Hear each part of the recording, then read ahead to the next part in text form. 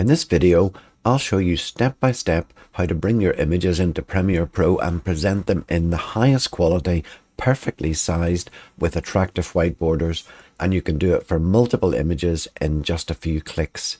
I'll show you a couple of preparation steps that will automate the process to make it easier and faster. And once you've used this method, you'll never look back. But firstly, 2 quick points. At the end of this video, there is an update on a major change to the channel and how the channel is going to be moving forward. And secondly, I've put chapters into this video so that you can move directly to any part of it that you want to get, including the announcement at the end. So look into the chapters if some parts of it are not as relevant to you as others, and you can go straight to those specific parts that you are interested in. So having said that, let's get started. So step 1 is to select and prepare the images that we want to put into Premiere. I'm using Lightroom, but if you use something else, then I'm sure the steps that I use will probably translate quite well into any other application that you happen to use. To select the images, I like to add them to the quick collection here. So I'm just going to set that as the target collection. You could also clear it if you've already got some images from a previous session in there, but let's just set it as the target collection. And now as I go through these images, I can just use the B key to add them to the target collection. So each time I do that, you can see that the number of images in the target collection is increasing by 1. So let's just go through a number of these and add them in. So we've got our 10 images in the quick collection. If I click on that, you can see them all there. So we now want to export these. Let's just select them all, and I'll right click on one of the images and go to export. Just going to click on export. Even though I've got a preset set up for this, I want to take you through the settings that I use to export these images. The settings that I use are 4K for Premiere, because most of my videos I create at 4K resolution. If you use something different, then you can change the settings accordingly. I like to put them into a standard folder, image exports and latest download. I can then just delete them afterwards, and that leaves the folder free for another export. I don't rename the files, but you can if you wish.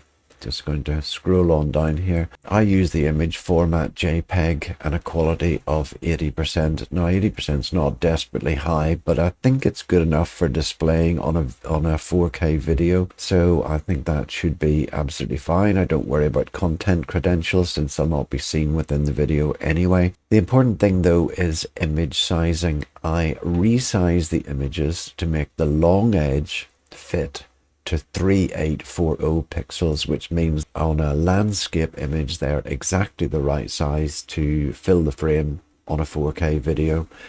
They will be a little bit too high resolution for a portrait style or a vertical style image, but that's not a big problem.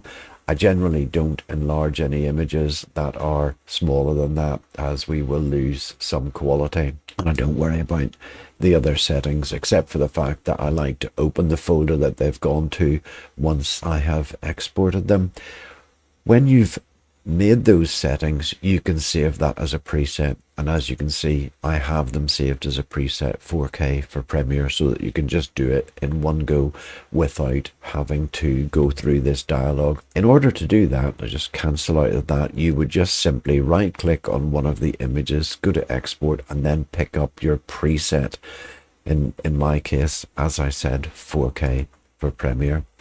Once we click on that preset, you can see now that the export dialog is running.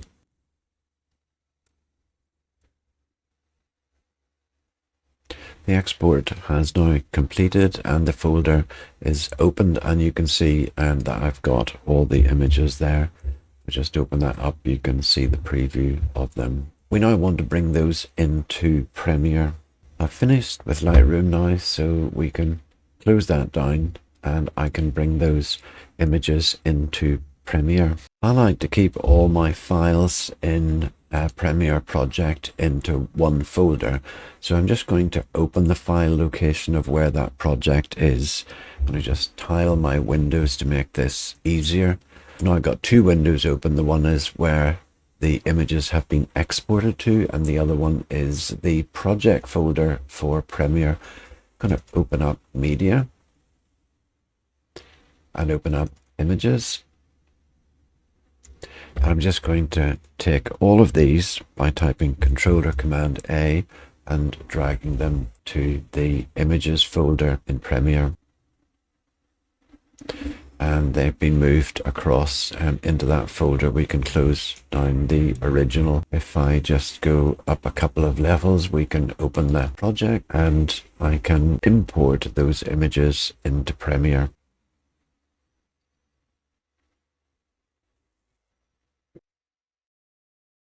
Premiere has opened, and as you can see, I've got an empty sequence here in my timeline, importing images demo. Now, there are two important things that we need to do before we drag these images into Premiere. And to do those, we need to go to Preferences. So go to Edit and Preferences, or Premiere and Preferences if you're on a Mac, and go to Media. Here we want to check that Fit to Frame is selected under default media scaling. That's so that when we drag these images in, they're going to be the right size to display on the screen, and we don't have to scale every one of them individually. And then the second thing that we want to do is go to Timeline and set the still image default duration. It's currently set to 1 second. So let's just change that to 4 seconds. So that'd be 4.0, which will be 4 seconds and 0 frames. So having set that, we're now in a position to drag these images into Premiere. So I'll just go back to Media and just take the Images folder and just drag it into Premiere here. And when I open that up, you can now see that we've got an Images folder within Media, and we've got all of the images that we brought in all correctly sized as we want them to be. We can place these images one by one onto a sequence that we're working on, or for the purposes of this demo, I'm going to show you how to do that in bulk. So I select all the images, simply take them and drag them onto the timeline. And I'm going to press the / key, which will extend the view of the timeline to just cover the images that we've put in. You can see here that if I press the down arrow, I'll move on to the next image, and that each one of them is 4 seconds long. These images display in the correct size on the timeline, just as we would want them to. Some of them take a little bit of time to display. So we correctly set the image duration to 4 seconds before we brought them in. But if by chance you forgot to do that, it didn't do it, or for some reason you want to change your decision on that, there are two approaches to changing this. One is to have all the images on a track by themselves, but if they're in a sequence where there are other tracks, you will want to either lock those other tracks or switch off the sync lock. You can see toggle sync lock here for those other tracks, so that when we make this change, things don't move around on the other tracks. But what you can do is select all your images and type Control-R or Command-R on Mac. And then you can change the duration to whatever it is that you want. Let's change them to 6 seconds here. We need to check Ripple Edit Shift Trailing Clips, otherwise they'll end up overwriting each other. So we do that and say OK, and you'll see that all of the clips have now changed to that new duration. I'm going to type just Control or Command Z just to go back to the way that they were before. The other way to do this is to change the duration of the clips through metadata. Let me just press delete and remove all those clips out of the timeline. And now just make sure that I've got all the clips selected, and I'm going to the metadata tab. If you don't see the metadata tab, go to Windows and go down to metadata and make sure that that's checked. In the metadata tab, you can change the out point of these videos. So I could change this to 2.25 4. Now, the out point should be 1 frame less than the duration that you're hoping to get from the clip, because you want to end it before the start of the next clip. So just change the video out point to 2.24, which will make the clips 3 seconds long in this case. Having done that, then just take all those clips and just drag them onto the timeline as we did before. Just going to go to the start, press the down arrow key to move to the start of the next clip. And you can see that it's now at 3 seconds. Just going to close down that metadata panel and go back to my normal timeline. We have all the images now displayed with 3 seconds each. However, when I'm presenting my images in a video, I prefer to do it with a white border, and I'm going to create a preset to do that, so that we can just drag that preset onto all the clips and have it done in one go with very little effort. So the first thing to get that to work is to go to Effects and enter Transform. Take the Transform effect and drag that onto the clip. We're actually on the second clip here, but that isn't going to matter at all. And against the scale parameter for Transform, I'm going to change this to 90%.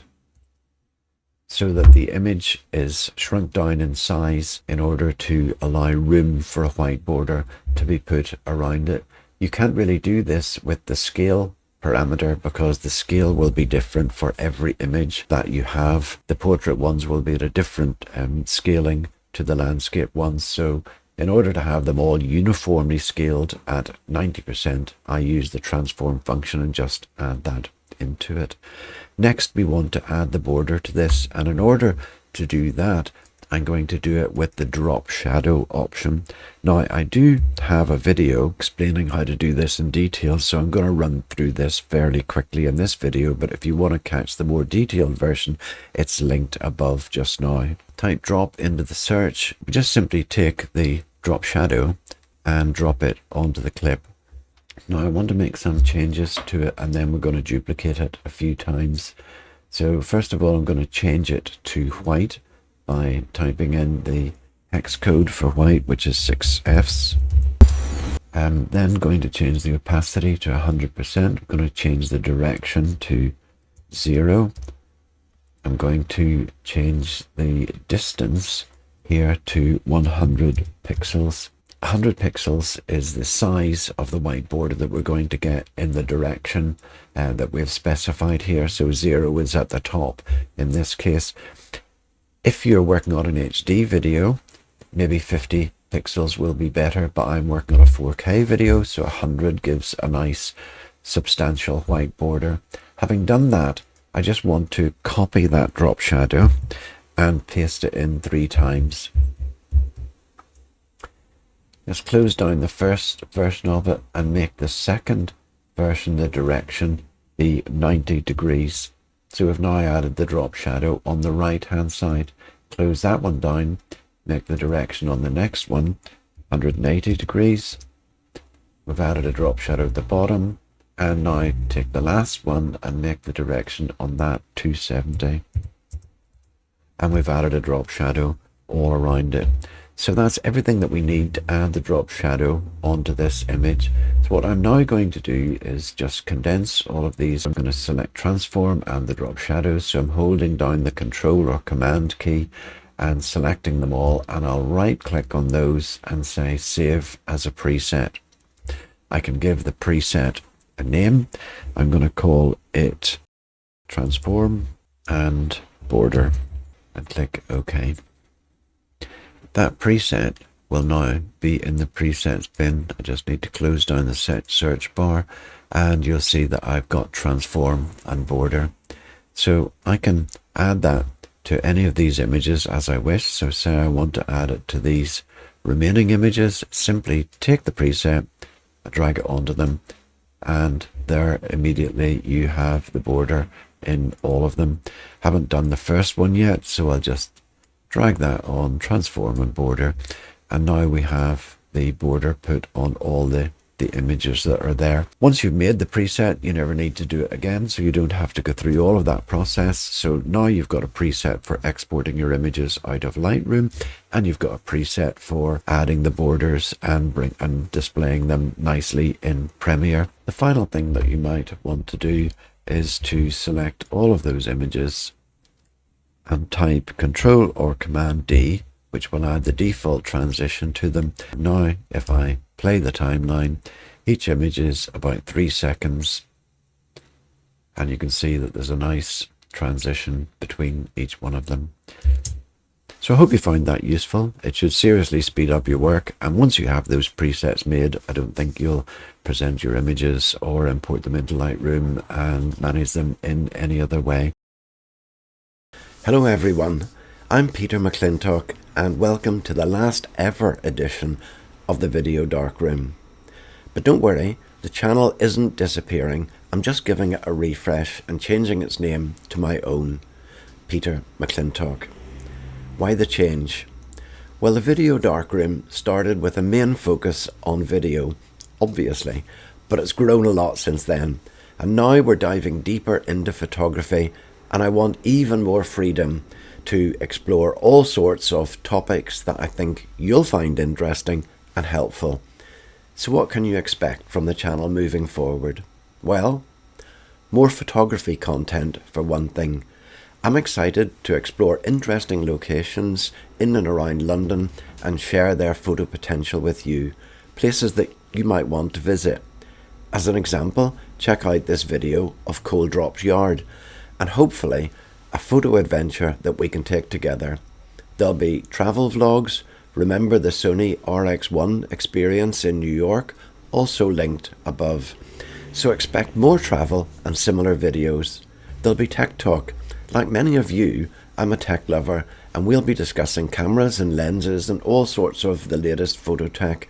We'll cover post-processing, styles and genres, exploring different post-processing techniques, talking about styles and sharing our thoughts on photography. Of course, I'll still be posting about video, Premiere and After Effects. This change also opens the door to talk about everyday carry. Doesn't everyone have an EDC video? Sometimes we can talk about books and life in general. So if you're into this line of content, then please subscribe and you'll get the weekly video. Ultimately, this channel is for you, and I want to focus on what sparks your curiosity and helps you grow. What do you want to see? Let me know in the comments, and I promise to read every one of your suggestions and take them on board. So thanks for watching, and I look forward to seeing you in the very first edition of the Peter McClintock channel.